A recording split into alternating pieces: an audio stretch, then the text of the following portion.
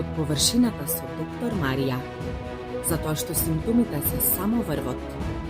Ние ја откриваме вистината под нив. Добре дојдовте во 7-та епизода од подкастот Под површината со доктор Марија. Во денешната епизода зборуваме за една проблематика која што верувам дека многу пациентки се соочуваат со таа проблематика, а тоа е ендометриозата. Дополнително ја правиме оваа епизода во чест на месецот на ендометриоза, затоа што март е месец всушност за подигање на свеста за самата проблематика. Така што доколку се соочувате со ова и доколку воедно и се обидувате за бебе, а никој не ја спомнал ендометриозата како проблем, тогаш оваа епизода е дефинитивно за вас.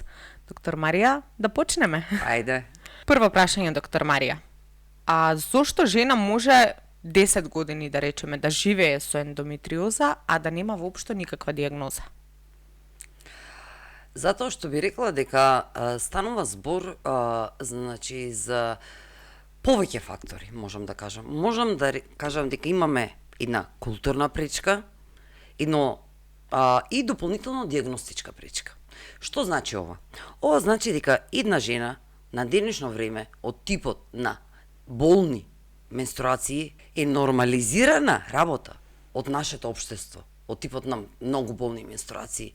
Значи, никој не им обрнува внимание на болните менструации на денешно време. И кога и да е било. Значи, ова е една културна пречка. Втората работа е каде што понекогаш, значи, немаме точно некаков крвен тест, да кажеме, или некаков општ тест кој што директно ќе ни ја даде самата диагноза. Многу често, самата ендометриоза може да има симптоми кои што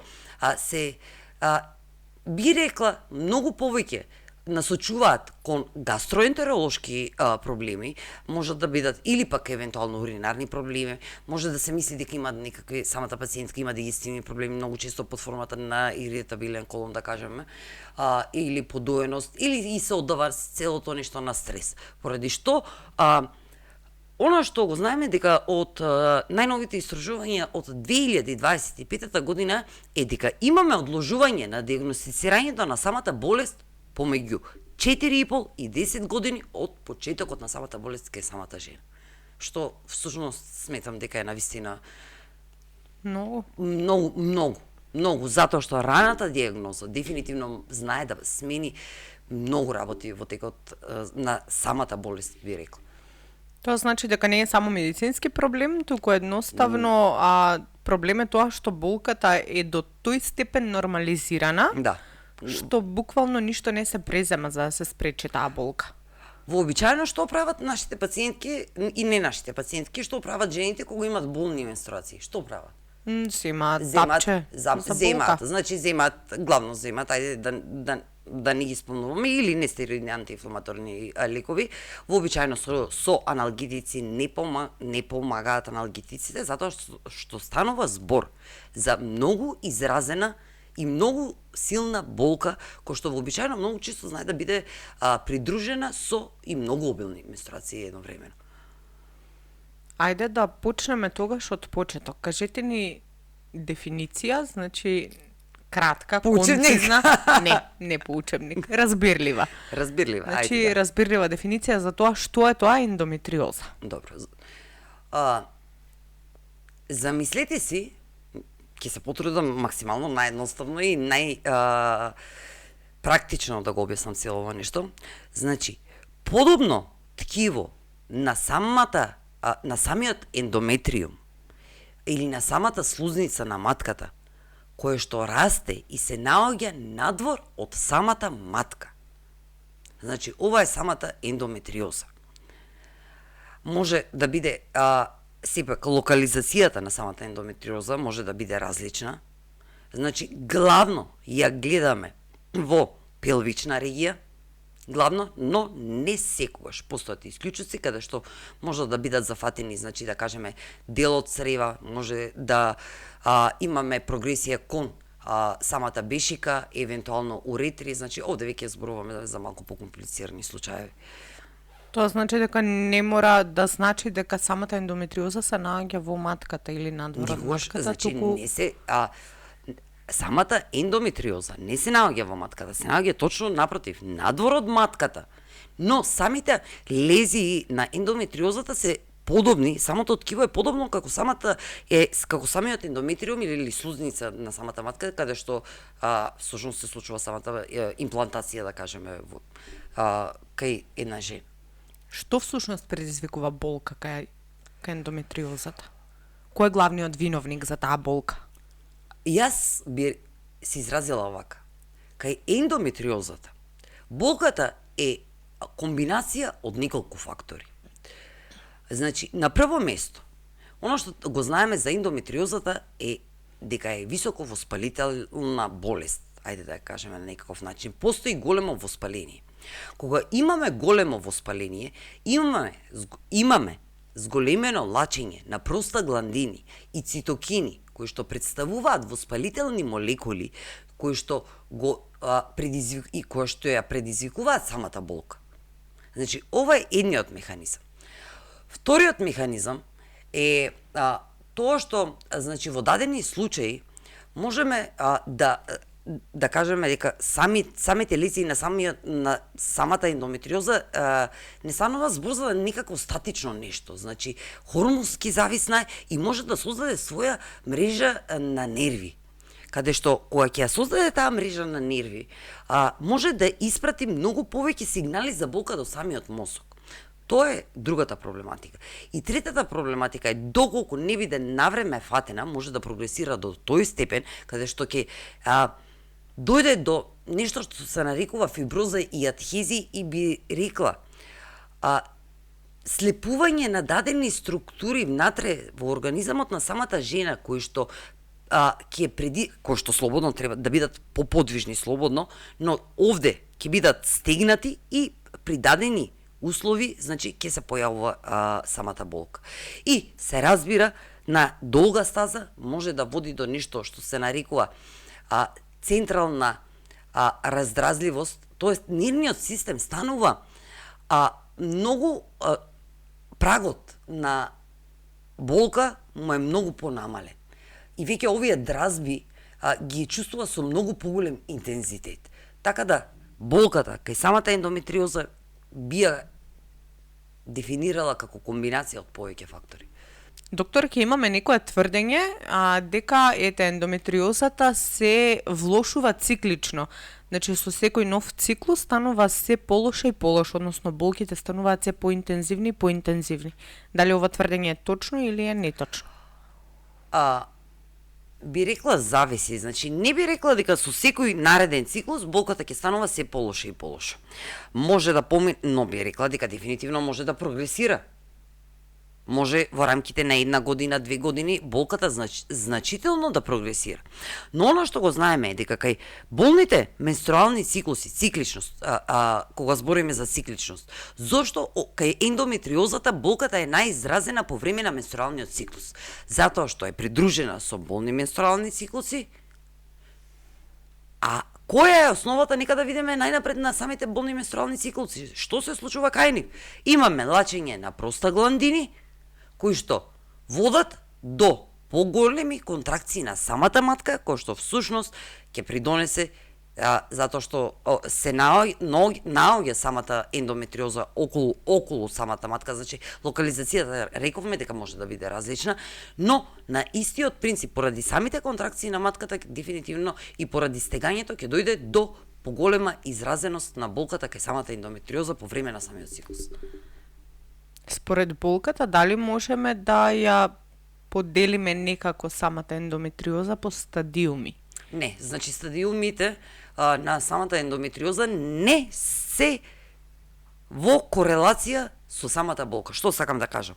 Не значи дека мала, би рекла, или прв степен на ендометриоза. Колку степени на ендометриоза? Вообичаено, значи како 4 се водат, но она што јас повеќе би сакала да го видам не е точно кој степен е самата ендометриоза. Значи, би сакала да ја видам широката слика. Така да, една жена која што се наоѓа во 4-ти стадиум може да нема никакви симптоми, за разлика од некоја жена која што се наоѓа во прв стадиум, каде што ќе има неподносливи буквално болки, но Просто поради самата локализација на самата ендометриоза, болката да биде толку многу повеќе изразена. Значи потребно е да се види Потребно е многу целосната слика. Целосната слика. Секогаш целосната слика. Значи, секогаш знаете дека наблегам дека треба да се видат сите сегменти. Значи, ние со самата локализација или со самиот стадиум правиме едно мапирање, значи на самата ендометриоза. Но, она што е многу поважно е да се фокусираме на во кој период се наоѓа таа жена, од нејзиниот репродуктивен период, или да кажеме во кои години е таа жена. Дали тоа е жена која што активно се обидува да остане бремена, дали е тоа жена што, да кажеме, веќе е родила деца и воопшто не сака да остане бремена, но сепак има хормони затоа што самата ендометриоза е хормонски зависно нешто, за кое што доправа ќе зборувам. Значи, во нејзините репродуктивни хормони, каде што активно и работат нејзините хормони и дополнително се хранат од самите хормони, во овој случај самиот естроген, и, значи, мораме да видиме повеќе парчиња, би рекла, на целата проблематика. Кои би биле класичните симптоми што ќе ги пројави една жена, каде што веднаш она ќе се вклучи црвено светло дека ќе треба да реагира, односно ќе треба да побара преглед за да види за што станува збор во однос на ендометриозата? Имаме неколку симптоми, но би рекла дека болните менструации, и кога зборувам за болни менструации, не зборувам за менструации каде што можете да си ги вршите вашите секојдневни обврски. Зборувам за менструални циклуси кои што ве прават нефункционални до тој степен да вие не можете да функционирате во вашето секојдневие, не можете да станете од кревет, не можете да одите на работа, не можете да си ги вршите сите домашни обврски. Значи, ова е првото нешто. Другото нешто како симптом што може да се јави е болка по време на интимни односи. Ова е нешто што сметам дека воопшто не се ни зборува. Воопшто не се ни адресира. Болката по време на самите односи.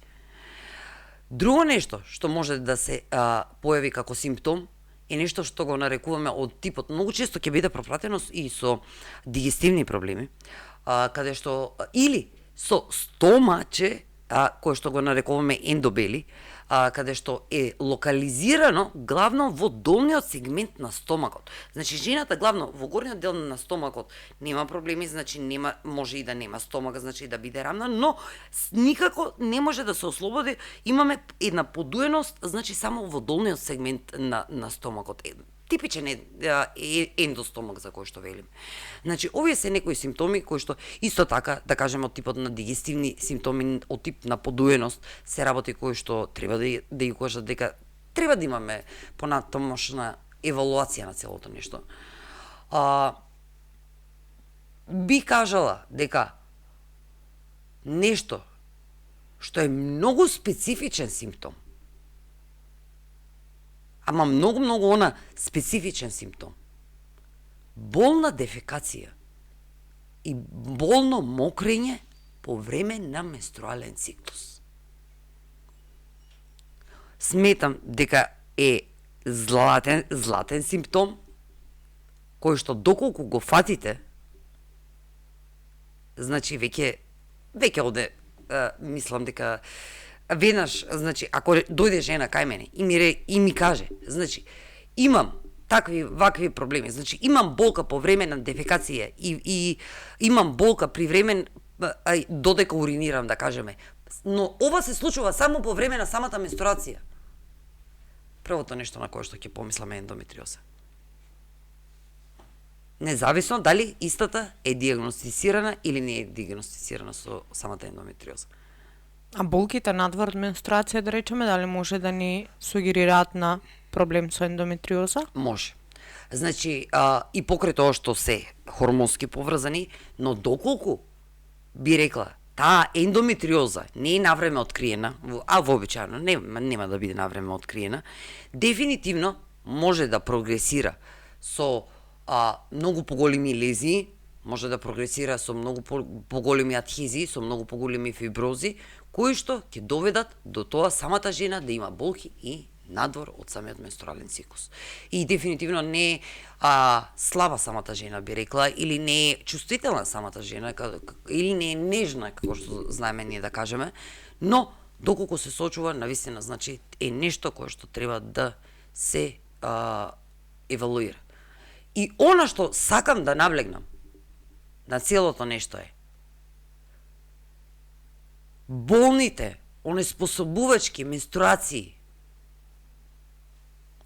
никогаш не се нормални. Можеби не секогаш се ендометриоза, но никогаш не се нормални и секогаш треба да бидат сватени сериозно и да се направи понатамошна евалуација на истите. Како може да се открие, ајде да речем, самата ендометриоза? Дали може да се види на ехо, на ултразвук? Зависи, би рекла. Која би била процедурата на откривање? Зборувам за во Македонија, да речем. Зависи, би рекла, зависи од тоа каде е лоцирана. Да. Сега, затоа што ендометриозата како ендометриоза е голем поим. Значи, локализацијата може да и биде на многу места. Но, нормално ехо не ја исклучува диагнозата ендометриоза. Ова е првото нешто што сакам да го знаете. Во кој случај ќе биде диагностицирана со добар трансвагинален ултразвук, би рекла, и со добар клиничар, би рекла, или добар гинеколог. Во случај кога имаме ендометриална циста или позната чоколадна циста, во тој случај вообичаено да, доволно е ехо да биде диагностицирана, или доколку станува збор за нешто што го нарекуваме длабока ендометриоза, во тој случај да може да се види со ехо. Но, доколку станува збор за површинска или би рекла од тип на пелвична, или се наоѓа во некои региони, како што споменав, имаме некои ретки случаи каде што може да ги зафати цревата, може да ја зафати самата бешика или уретрите. Во тој случај, златен стандард е лапароскопија. Да кажеме, лапароскопија во дадени случаи е потребно да се направи магнетна резонанса. Тогаш ќе го ставиме тоа како единствен краен тест кој што треба да се направи за да се потврди со сигурност нештото, ако во случај не откриеме на ехо. Треба да се направи. Треба да се направи и оно што би кажала, затоа што понекогаш знае, би кажала да имаме или локализацијата да биде во самите јајцеводи, оно што би сакала, значи, дефинитивно да се направи и тест за породност на самите јајцеводи. Значи ХСГ. Да. Кажете ми, постојат ли некои маркери кои што би можеле да ги направиме во лабораторија, кои што би покажале дека станува збор за... Доколку се сеќаваш уште на првото прашање, значи немаме крвен тест кој што ќе ни потврди дека станува збор за ендометриоза. Да, ма типот на пример зборувавме нели дека е воспаление. Да. Значи... дали ЦРП-то би ни покажало пример дека станува збор за... Вообичаено да, ќе биде покачено, но немаме да имаме она класично покачување на ЦРП каде што имаме активна инфекција, да кажеме, каде што имаме драстично покачување на самото ЦРП, но за покачено ЦРП каде што имаме воспалителен процес во самото тело, кој што е со ниско степено воспаление, секогаш зборувам, значи ќе биде, може да биде 3, 4, 5, 6, да кажеме, кој што може од самата лабораторија да биде сметано во рамките на референтни граници, но дефинитивно може да имаме покачување на самото ЦРП. Она што би рекла како маркер, кој што може да биде покачено е нешто што се нарекува тумор маркер, CA125, но дефинитивно може да биде и нормален, може да биде и покачен. Во никој случај не е затоа што истиот може да биде покачен при многу други состојби.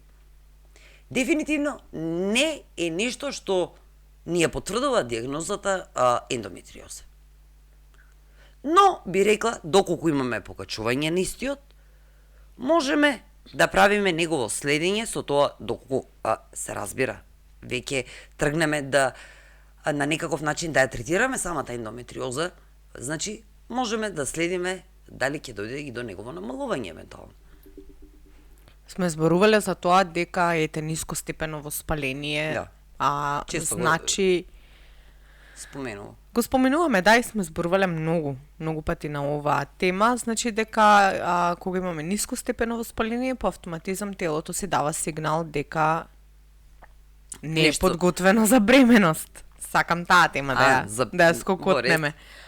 Дали ова значи дека ендометриозата е сериозен проблем кога станува збор за забременување? Зависи. Од кој? Зависи Фактори од зависи. локализацијата. Од локализацијата, да. Се во одреден. Значи, не секогаш. Значи, не секогаш. Многу жени со ендометриоза можат да останат бремени по природен пат. Кај некои ќе се наложи да биде направено инвитро процедура, кај некои дефинитивно може да биде пречка за самото забременување. Но пак ќе кажам, треба да се види особено доколку станува збор за забременување, треба да се види целата слика. Значи, дали станува збор за девојка која што е 25 годишна или 38 годишна? Дали станува збор за ендометриом или чоколадна циста, нели, народски кажано? Значи, кој што едновремено дали треба да биде отстранен, дали не треба да биде отстранен? Затоа што едновремено влијае на квалитетот и на останатите јајцеклетки. И на амаха, предпоставувам. Во кој случај влијае на амаха? Доколку се направи резекција и се отстрани да кажеме, се отстрани самиот, но немаме.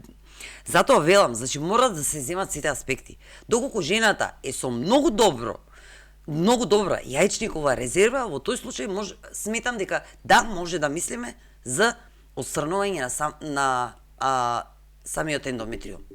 Но доколку жената има или е над 35 годишна возраст, или има ниска оваријална резерва, или низок антимулеријан хормон, во тој случај, значи дефинитивно воопшто не е паметно да направиме отстранување на истата, затоа што отстранувањето на истата драстично ќе го намали нивото на антимулеријан хормон.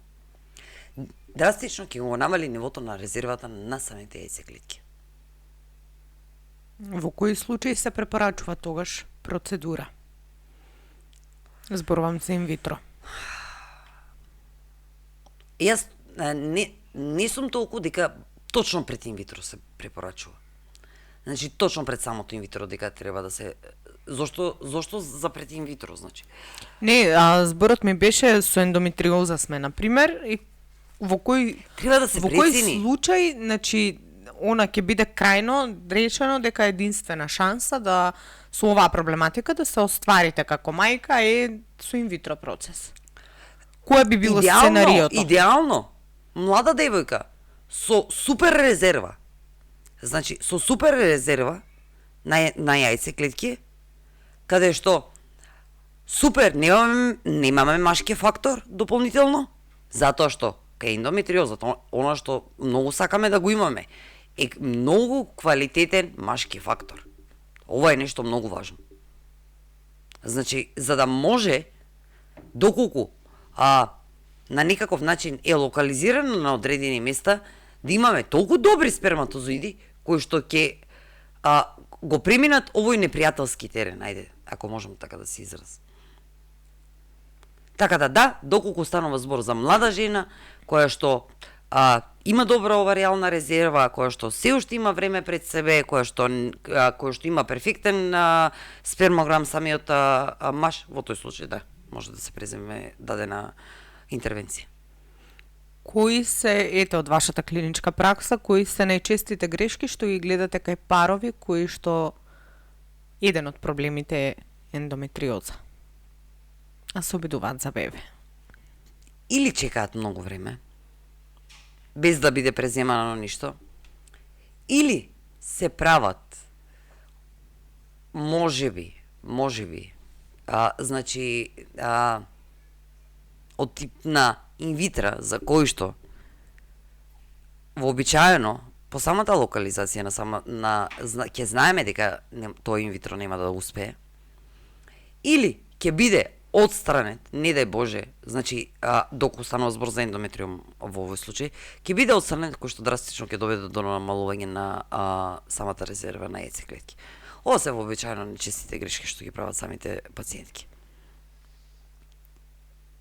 Одиме сега малку со 3 сценарија Сценарија? Да. Ајде.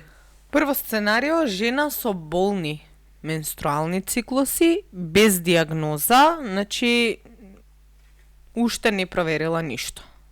Единствено болни менструални циклуси.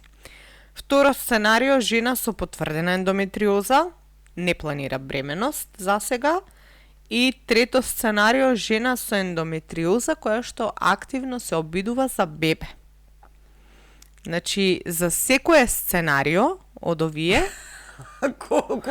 3 сценарија. Не, колку си... За секое сценарио од овие, што е приоритет број 1? Значи, за првото сценарио, за жена која што има болни менструални циклуси, нема диагноза и нема испитано ништо. Што е приоритет број 1 за неа? Приоритет број 1 кај жената, кај оваа жена, ќе биде, значи, решавање на проблематиката со болните менструални циклуси. Односно, да се најде коренот на проблемот. Во овој случај, да. Значи, да се адресира. Дефинитивно. Второто Затоа што секогаш постои причина за болните менструални циклуси. Апсолутно. И вообичаено, знаеш како е? Тоа е девојка која што ќе има менархија, значи или прв менструален циклус. И потоа ќе почнат болните менструални, може не веднаш, може би после неколку години, или уште од сам почеток ќе почнат самите болни менструални циклуси, на кое што вообичаено ќе добие одговор или ќе добие прашање од типот дали твојата мајка имала болни менструални циклуси, и доколку вообичаено и мајката ќе имала болни менструални циклуси, на кое што девојката ќе одговори да, на кое што ќе биде одговорено, тогаш е сосема нормално, значи или ќе помине после пораѓање. Не да, кажувам, тоа многу често како мислам сум го слушала, да, ми ќе поминат кажувале, ќе болните. помине. Или исто и за полицистичните јаници, сега правам дигресија, ама демек ќе ги снема. Ќе ги снема? Роди дете ќе ги снема. Ќе ги снема? Да. Не. Да. Значи, она што можам да го кажам, од моето искуство е, сум слушала жени за кои што велеле дека после пораѓај доаѓа до, немат повеќе болни менструални циклуси, но сметам дека сосема е механизмот овде друг. Но еве, значи, она што можам да го кажам е дека јас сум родила 3 деца и додека не го адресирав коренот за моите онеспособувачки болни менструални циклуси, јас се уште, и покрај тоа што бев родила 3 деца, се уште имав болни менструални циклуси. Се уште имав обилни менструални циклуси со крвави чаршави. Се уште имав предменструален синдром, болни гради, партали во самиот менструален циклус. Доколку, не знам, во една од епизодите знам дека се сеќавам каде што зборував за она прво ниво, знаеш, каде што зборував за самата естрогенска доминација за првото ниво. На секундата на која што го решиш овој проблем, значи едновремено правиш превенција. Колку порано ја направите превенцијата, толку помалку ги намалувате шансите од појава за самата ендометриоза, нека да не излегувам надвор од самата проблематика, но за самата ендометриоза. Сакате доколку имате болни менструални циклуси и сте некоја 18 годишна девојка, 20 годишна девојка, дефинитивно нешто што треба да го решите сега, затоа што на 30 ова нешто може да резултира со сосема. И ќе прогресира, тоа е факт. Сега во што ќе прогресира, тоа е никој не знае. Зависи, секогаш зборува. Значи сите ние имаме гени.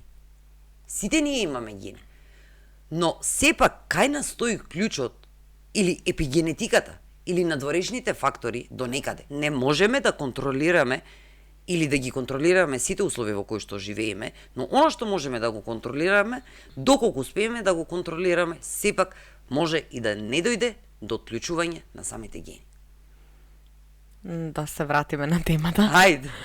Второто сценарио, значи жена со потврдена ендометриоза, односно диагностицирана, која што за сега не планира бременост. Кој е приоритет број 1 кај неа?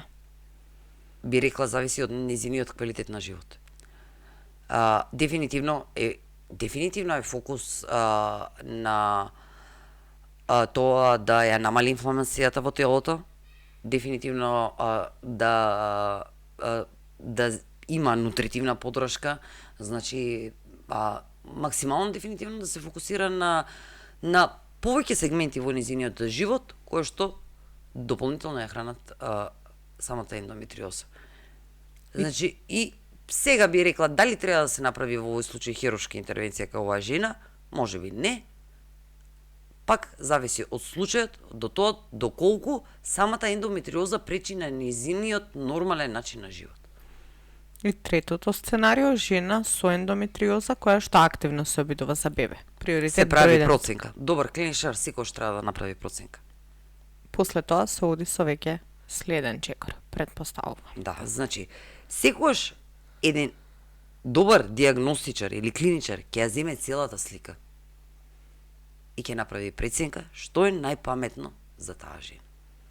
Индивидуално. Строго индивидуално. Кажете ми, дали во конвенционалната медицина се користи и хормонската терапија како еден вид на решение за ендометриоза?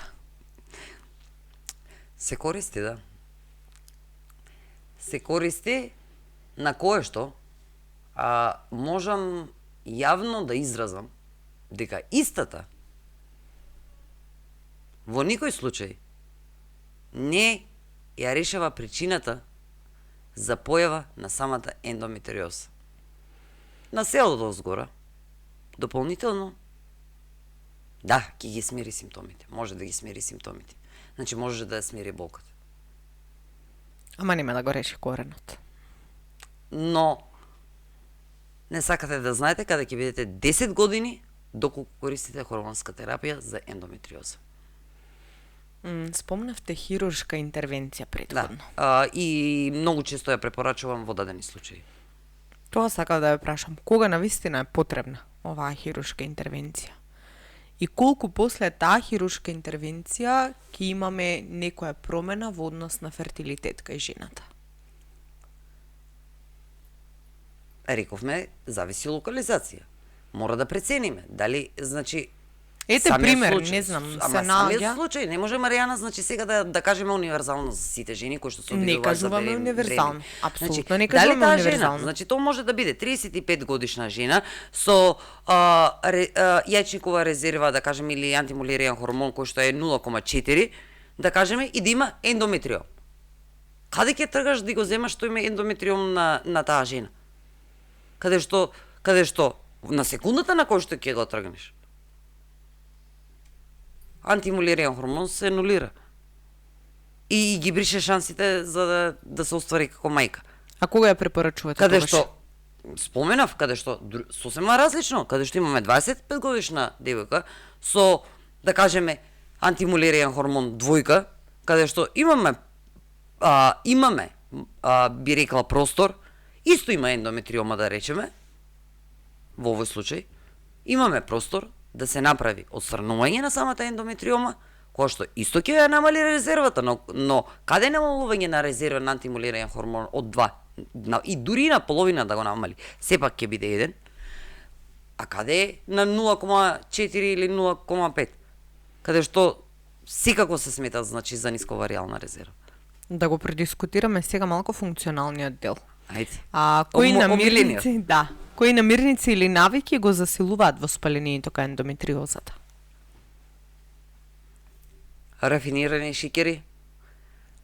Јас мислам дека нема болест која што не се засилува. И затоа постои епидемија на денешно време од толку многу оние модерни болести што ги велиме. Значи, пак ќе се повторам по не знам кој пат.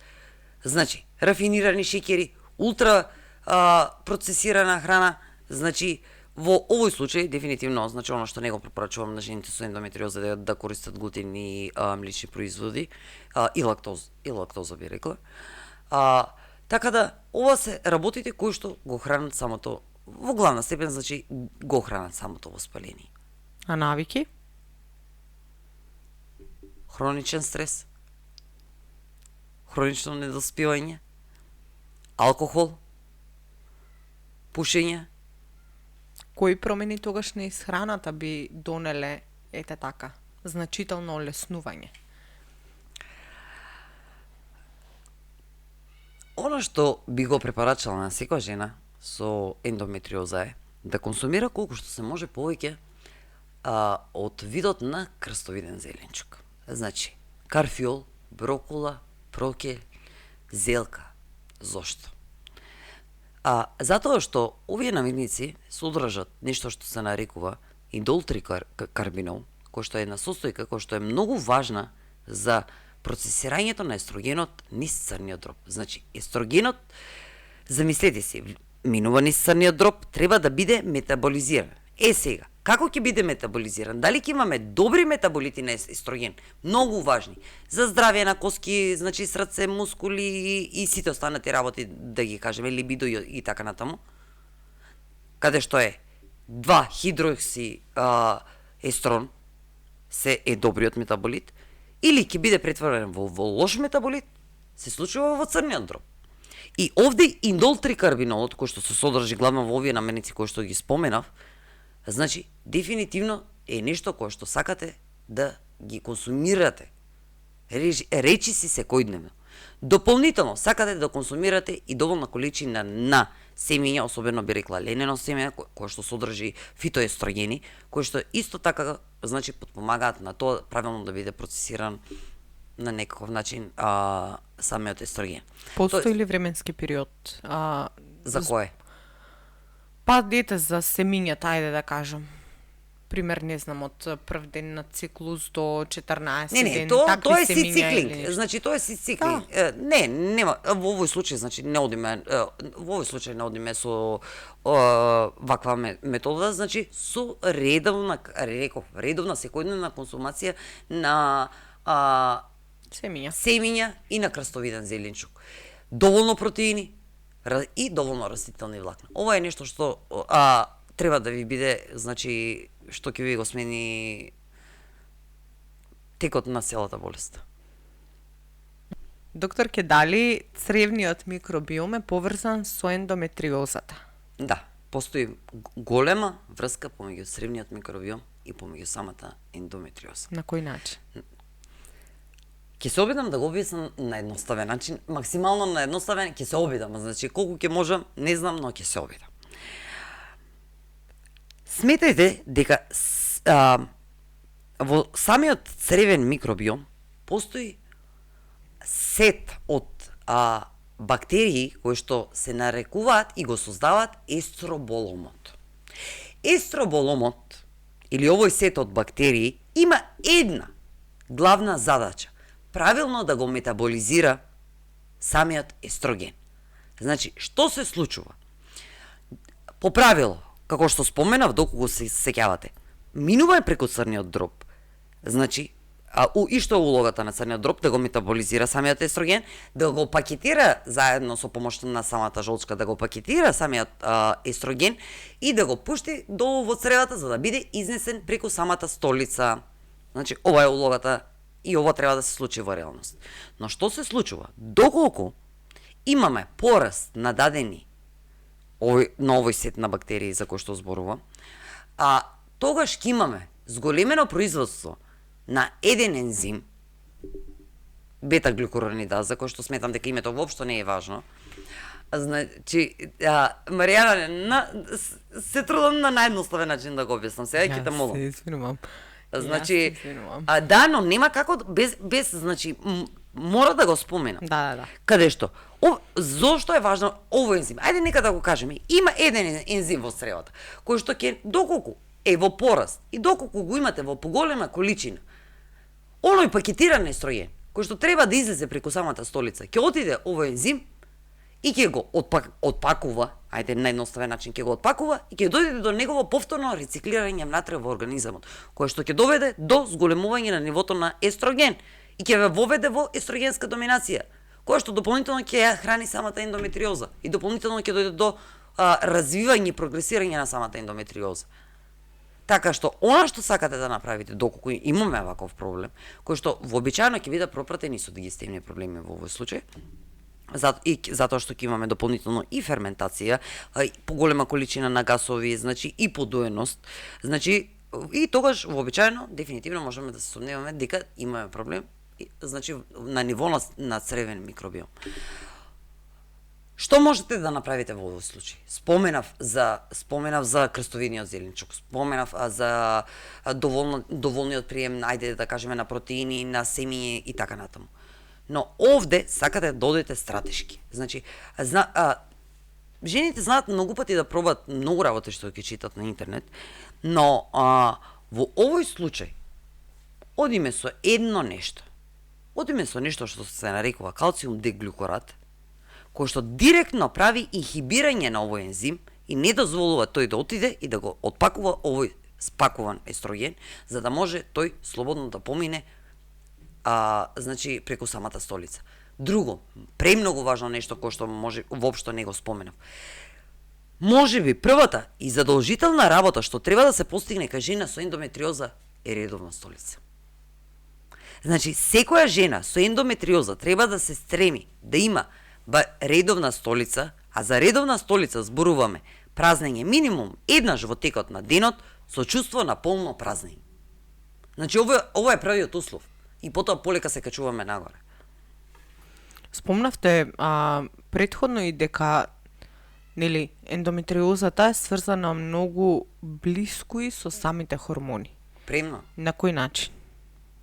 Значи, како што кажав, Естрогенот тука е главната улога. Главната улога, доколку не се процесира и не се метаболизира на правилен начин. Значи, ќе не се покача естрогенот. Ќе се покача естрогенот. Другото нешто е, естрогенот си има партнер, а тој е прогестеронот.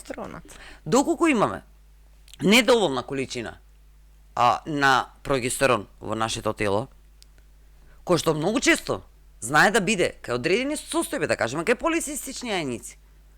Затоа,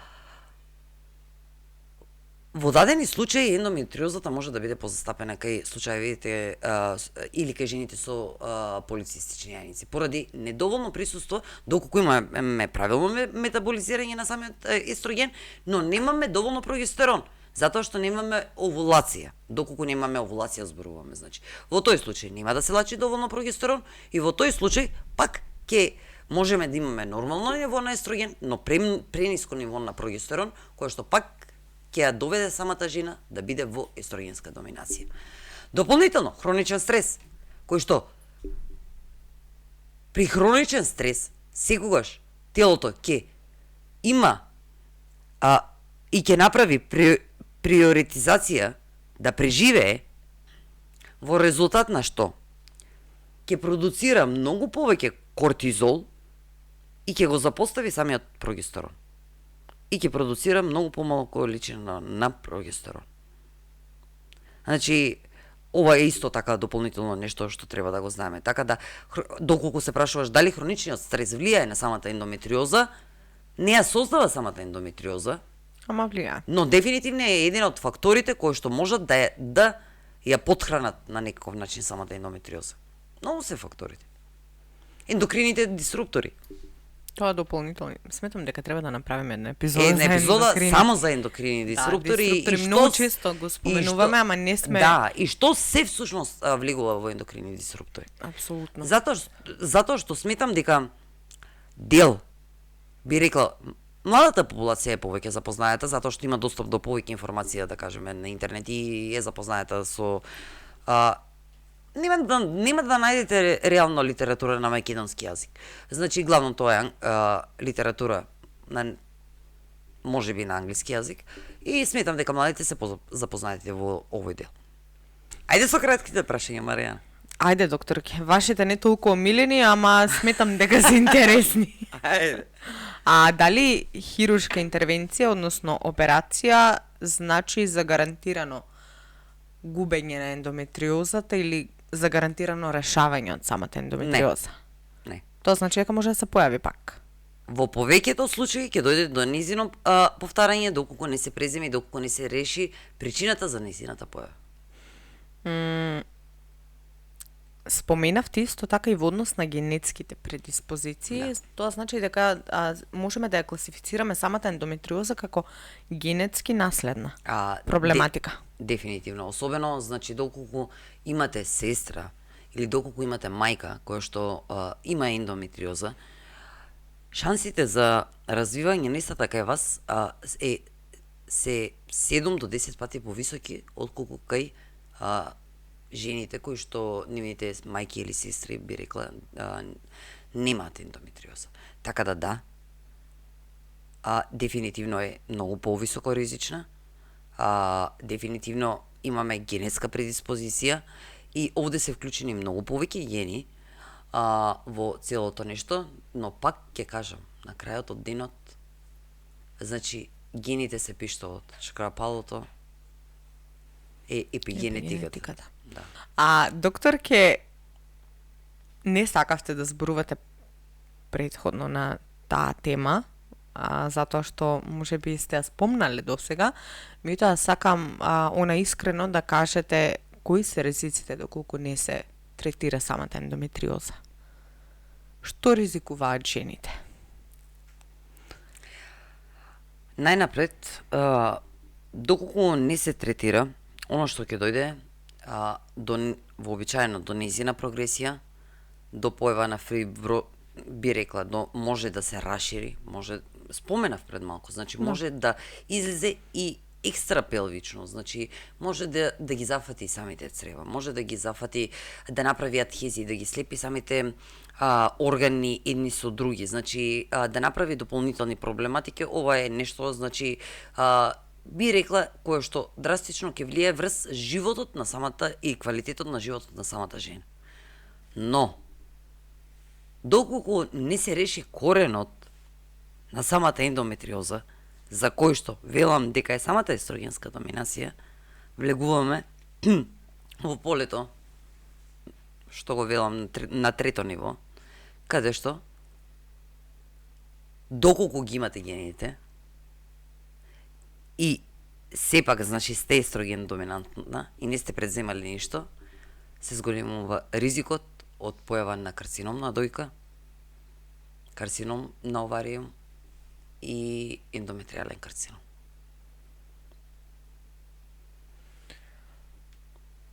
За крај, која би била,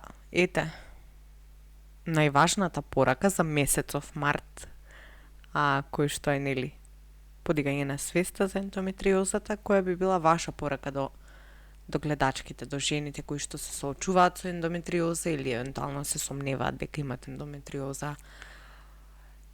Да не се откажуваат, дека доколку им кажат на, ајде да кажеме, на гинеколошки преглед, значи ги имате симптомите, сте ги виделе симптомите, сте ги слушнале симптомите, но одите, да кажеме, на гинеколошки преглед и ви кажале дека се е во ред. Значи, доколку вие чувствувате дека не е во ред, значи доколку имате изразени симптоми, продолжете да барате одговори и дополнителни, да правите дополнителни испитувања за да може да биде утврдено. Колку порана диагностицирана е самата ендометриоза, толку порано ќе можете да превземете нешто во врска со истата и толку помалку, значи, ќе имате проблеми понатака во животот. Ќе направите голема превенција, значи, за идни здравствени, зборуваме за тешки здравствени проблеми во идни. Така да сметам дека ова е нешто, времето е дефинитивно нешто што не сакате да го губите кога станува збор за ендометриоза. Би се согласила со вас, доктор Марија, и благодарам многу за убавиот муабет. Исто, Би Маријана. сакала само за крај да додадам дека ако им велат и ако мислат дека болни менструални циклуси се нормални, извечник тука ставаме ептен опасен дисклаймер, не се нормални. Не се нормални. Секој, пак ќе повторам затоа што сметам дека е премногу важно, секој многу болен циклус кој што пречи на нормалното функционирање на самата жена е причина за сериозна евалуација и испитување која е причината. Може да биде ендометриоза, може да биде аденомиоза, може да биде пилвична инфламаторна болест, може да биде интерстицијален цистит, може, значи, може. Но, никогаш не е нормално. И немојте да се задоволувате со одговорот да, нормално е, ако вашата мајка имала болни менструални циклуси. Тоа е тоа. Тоа е тоа, јас не би додала ништо повеќе. Сакам само да се заблагодарам за, нели, овие информации. Сите да се заблагодарам исто така и на нашиот генерален спонсор, меѓу другото, значи vitamini.mk, извор на клинички испитани суплементи, односно додатоци во исхраната. А се гледаме во следната епизода со нашите драги гледачи и ако во случај знаете некоја жена која што години трпи болки, нема да биде лошо да ја споделите епизодата, затоа што може да си најде чаре во разговорот. Се гледаме со вас во следната епизода.